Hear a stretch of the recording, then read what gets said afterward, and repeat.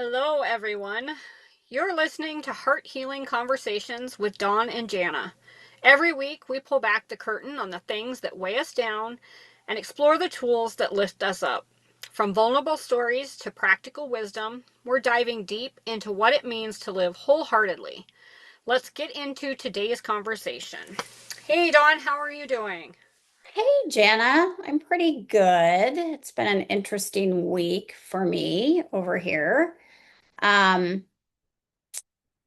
our dog has kind of been sick all week, which has brought up kind of a lot of emotions for me. And I know you've just had a loss of a pet too. Um, and it reminds me like how deeply our pets like are connected to us, and that unconditional love is really unmatched in other areas of most of our lives. And so having them ill or losing them can feel absolutely devastating to most of us. I agree wholeheartedly. I know just as going through other grief experiences, I think I found myself bonding even more so to my animals because they do offer us such unconditional love and no judgment. They come Mhm. over and give us a hug, a lick, whatever to try and put us in a better mood no matter what.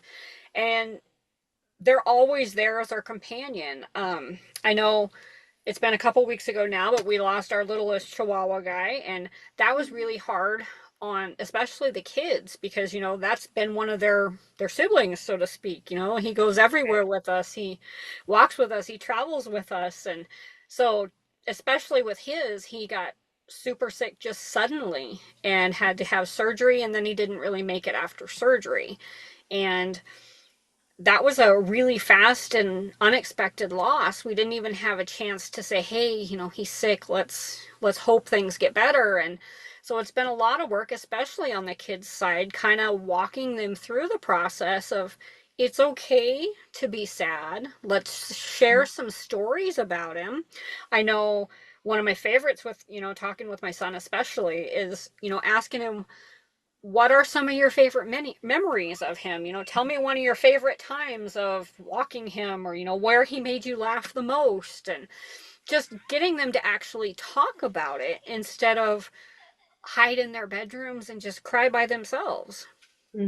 That's so important because I think a lot of times when we're grieving, we stop talking about that, whatever it is we lost, whether it was a pet or whether it was a human, or some type of relationship. We stop talking about it thinking that it's going to feel better if we don't keep bringing it up.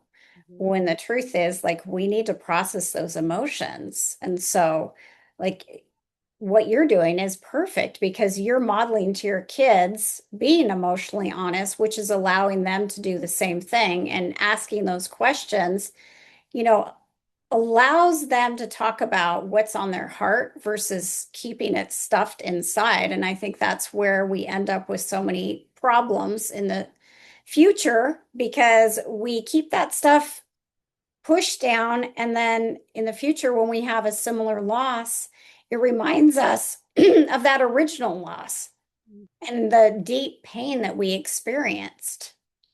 Oh yeah, we also took the time to have a good cry as an entire family because he was a Mhm. member. Um, it's just a great reminder of how we need to cherish life and kind of be able to find that joy in every day so that we have something to look forward to. And I know you mentioned your doggy having health issues this week, and that in itself can be a huge amount of grief because now you're focused on, oh my gosh, are they going to be okay? What do I need to do? Do I need medicine? Do I need this? Do I have to be in and out of the doctor's office? Mhm. It brings a lot of stress for you, even if they haven't passed yet. It's a whole different set of grief for you to have to go through every day. Yeah, definitely. And, this is just a short, acute issue and she's doing better. But, it reminded me of a few years ago before we lost our kitty Faith, and she was sick for so long. She had kidney disease. And, um, it reminded me of taking care of her and worrying about her because, when we love something deeply, whether it's a pet or a person, and we care for them, it just weighs on our hearts, the worry and what's going to happen next, like you said. Um, the unknown is really scary for most of us. And so I think it's really important that we do normalize, grief and our emotions and being able to express them versus keeping them inside because that only causes more problems in the future for us. Absolutely. I know years back I had another dog that actually ended up with kidney issues as well and cancer, and just watching him slowly decline, and you get to a point where it's, they can't even talk to us, and so you worry, are you hurting, or what's going to happen?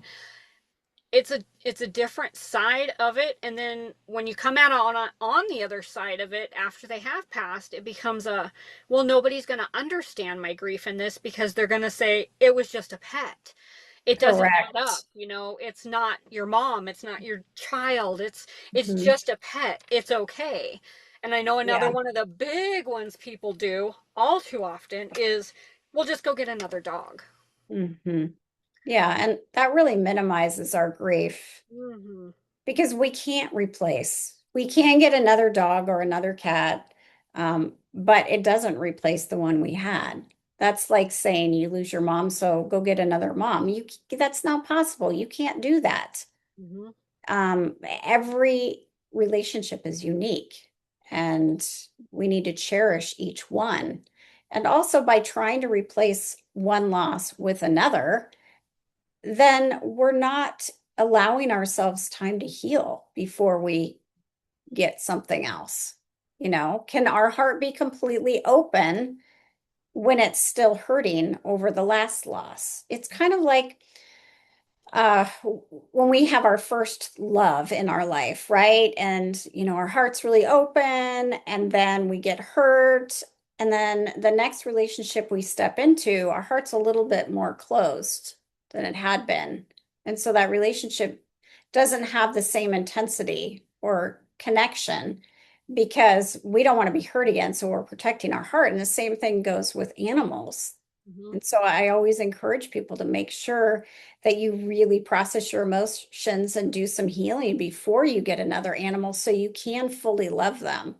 Absolutely. I mean, I think it also kind of gives you some of the PTSD, if you will, when you go into having a new animal and say they've had health problems or that kind of thing. Now you're extra micro focused on this. Yeah. Oh my gosh, you're walking funny, or oh my gosh, are you okay? You're not drinking enough water, and it just brings you right back to that original space Hmm. and puts you in a bad spot. So it's so important to move forward healing first before we open up and love again. That's kind of one of the Hmm. things I told the kids. Unfortunately, this is part of what we have to go through if we're going to open up and love an animal. And I Yeah. asked my son too. I said, "Well, knowing this and going through this, would you still want to have another one?" And he's like, "Yeah, of course." I was like, "Well, that's a good thing because that tells me you're still open to this and you want to have more relationships with them." So, Hmm. down the road we may get one, but we're not going to focus on it for today. We got, let's see, his ashes and everything should be coming back, and so we had him, cremated and in a box and everything so that they have something to remember him by. And he's even got a quilt that's being made with a bunch of pictures on it, and so he's got plenty to remember and help him move through. Hmm. Yeah, that's important for all of you Mm-hmm. that you're taking this time and creating these memories of your time with him that they can just cherish for the rest of their lives. Mm-hmm. I think so many people feel alone and totally isolated after losing a pet because they hear unhelpful intellectual statements like, well, it was just a pet. I lost my mom, or it was just a pet. I lost my child. But for many people, their pets are their children. Mm-hmm. And for some people, the most significant loss they'll ever experience is the loss of a pet because it is that unconditional love. And there's some people that don't feel that unconditional love from anybody else in their life. So losing a pet is absolutely devastating. And then when they feel like other people are minimizing their pain, they end up suffering for a long time in silence until they feel safe talking about it. And sometimes that never happens.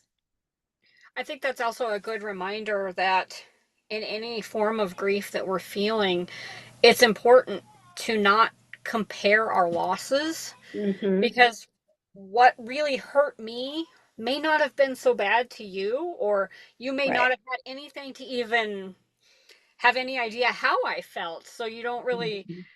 it's not a safe way to try and comfort me, is to say, well, I did this too, and you'll come through fine. It's okay. Like Right. it affects me completely different than it will everybody else, and that's okay too. Yeah, because we all have unique relationships with everyone in our life. And just like I know that we've talked about this before, but for people who haven't listened to our conversations in the past, like you and I could be sisters and we could lose a parent, and your experience of that loss could be completely different than mine. And I'll never know how you feel, and you'll never know how I feel because we do have unique relationships with that parent. And we're also completely different people. Like we have different personalities, different belief systems, different life experiences. So I love that reminder that, every relationship is unique. And some of the most helpful things that we can do are just, hold space for someone and just listen instead of like saying things like you said, well, I know how you feel. No, because we don't know how somebody else feels. And that really minimizes their grieving experience. But if we can just tell them we're here to listen, and I'm so sorry for what you've gone through, that feels comforting to most people. Hmm. I know some of the best words I've heard have been, I'm sorry. Would you Mhm. like to talk? And just listening, like you said, being that listening heart. After hearing, not trying to fix it, but just offering, what can I do to help support you today, next week? Just so that I feel that you heard me, first off, and second, that you are still here for me in the future. Mhm. So I'm curious because you've lost pets before when you had children and before you were a grief recovery method specialist. So tell me how your experience is now with navigating pet loss with your children now that you're a specialist, how that's changed. It's through completely different eyes, to be honest. I know the pain that I'm feeling, and I know how to navigate it a little differently for myself, but being Mhm. able to understand, especially from a child's perspective, I don't know how they're feeling, but I can come at them and ask the questions to try and get those feelings out, um, help them understand the process, Mhm. and help them understand that it's okay to have feelings and to be sad for a while. Like we can hold these safe conversations, especially with our kiddos, Right. teaching them how to navigate these tough topics so that they feel they have a safe space within us to always come to us and talk about anything that's hard for them, Right. not just the pet loss side. I Mm. know before this, like, we didn't have any of those conversations. None of that came up. It was like, yeah, he died. He won't be here anymore. That's all I got. Yeah, it's Mhm. sad. I don't even think, when I lost my first corgi, I don't think I even allowed the kids to see that I cried. Mhm. So it's a huge difference. And Yeah. I don't feel any less of a person. I actually feel more, to be fair. Mhm. I feel that I'm doing more, not only for, my healing, but for the future of my kids and their healing, how they're going to navigate the rest of their lives. Yeah, I think that's so important. Like you're really setting your kids up to have a healthy life, in every aspect, because you're allowing them and teaching them that it's okay to be sad. It's okay to have emotions. and how to process those versus just stuffing them inside, which most of us do. I think there's so much that the grief recovery method teaches us about, how we process things, making sure, like, if a loss is expected and not emergent, like, we can do some work ahead of time to make sure we don't have any regrets. Like, when we lost our kitty, like I said, she had kidney disease. We knew that she was getting worse. And so we had time with her to talk to her and, just share some really loving space and memories. And so, our whole family did that. We'd sit with her and we'd hold her and we'd talk about, you know, times we spent together and how much we loved her, which was beautiful because we didn't have regrets after she passed because we were able to do that. But I think so many times in life we get so busy that we forget to tell our pets or, humans that we love, how we're feeling and how important our interactions and relationships have been with them. And so if we lose them, we do have those regrets. Yeah. I know just here in dealing with the emotional side too, I think what's been important is also letting them know that just because it's grief, it doesn't mean that the only emotion I'm feeling is I'm sad. Right. And so we've had the talk about, the entire situation with him. He got sick. We got him over there as fast as we could. Um, we didn't know what to expect. So, we went through times where we felt scared and being able to teach them how to name those different feelings. Even after he suddenly died, the vet called us and said, "Oh, hey, if you don't hear from us, expect it's just good news. You'll hear from us later." And then Mhm. that later turned into, "Hey, I'm sorry he didn't make it." And so then it was well, let's hold a conversation on that. I'm angry because I was told he would be okay and we didn't hear from him and it was okay. So being able to teach them that, hey, there's other emotions that come with this. That's Yep. okay. But being able to name them specifically and say, well, I was angry, I was sad, I was, distressed, whatever the emotion is. I think there's so much power, again, especially with the little guys, teaching them how to name what it is and how to walk through it. There's just nothing else like it. It's just so amazing to see them process things so much safer than what I would have done even as a little kid. It was, yeah, your dog died. It's sorry, you know, get Right. over it. We'll go get another one. It's fine. Yeah. Well, and I also think we talk about the conflicting emotions because Mm-hmm. when, we lose someone or something that's been sick, like when we lost our kitty Faith, like I was very, very sad, heartbroken, devastated. And there was part of me that was glad she no longer had to suffer because I didn't want to see her suffering. None of us want to see our loved one suffering. Yep. It hurt my heart. And, as much as it broke my heart to lose her, I was also happy she didn't have to suffer anymore.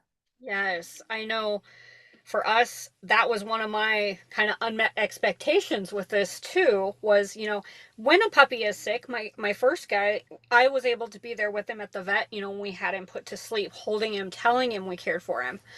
This guy, because he was littler, I know it was so much more stressful on him being taken away from family and around people he didn't know. And so I again expressed to them that I was a little angry that I couldn't be there with him to let him know that, hey, especially after he came out of surgery, we're here, we're hoping you're rooting you on, that kind of thing. And I didn't get to be there to have his last moments as he left. And so again, tying in, not just our feelings, but all of the stuff that we expected or had hopes and dreams for, Mhm. it really helps tie full circle healing, not only for ourselves but like the kids, and again with our animals. I mean, I even have my older guy here, he's still here, and um it's been hard on him too because he lost a friend. They Right. always stayed together, they traveled together, and now he's like, well, it's just me again. So Mhm. he is by my feet. He gets special treats and lots of extra lovin's and stuff, and he goes everywhere with us now, even if it's just to the grocery store. He's got to go, so he's not home by himself. Yeah, I love that you bring that up because animals grieve as well. I think that it's easy to forget that they are grieving. It's not just us. They've lost their best friend. Yeah, So they do need extra special care and love and to get through these difficult times, just like all of us do. absolutely. So, well, I really want to thank you for being willing to share your story of losing your pet recently. It's heartbreaking. Yeah, it's just heartbreaking losing pets because It they is. have such a special place in our hearts. And I'm so grateful that you have the tools that you do to help not only yourself, but your whole family. Me too. It's been a breath of fresh air to be able to process things in a healthy manner. Mhm. Well, I want everybody to know because so many people, like I said, who've lost their pets feel isolated. I want you to know that if your heart is hurting after losing a pet, or if you have a pet that's sick and you're worried that you are going to lose them soon, that you're not alone and that it is normal to grieve. These are your best friends. I truly believe our animals are man's best friend. They're by our side, providing that unconditional love. When we lose them, it's hard to come home and have them missing in the house. It's hard to see their stuff. It's hard to walk around the house and remember all the places they were and all the memories we shared with them, and to know they're not there anymore. And so please be gentle with yourself. Please reach out if you want any support. Janna and I are both really happy to just be there and support you and listen. We don't want people to suffer in silence. We really don't. And we understand that not everybody understands. Not everyone has the same type of relationships with their pets that we do. And that's okay. But we don't want you to feel alone. If your, heart is broken and you feel isolated, please reach out. Yeah, we have a program specifically designed to help those that have to struggle through this loss of a pet. So either one of us would be more than happy to help walk you through that and help you come out on the other side again, looking for the joy and hopefully finding a new best friend. Yeah. Well, with that, we want to thank you for listening today, and we will be back next week. Take care, my friends. See you later. Bye bye.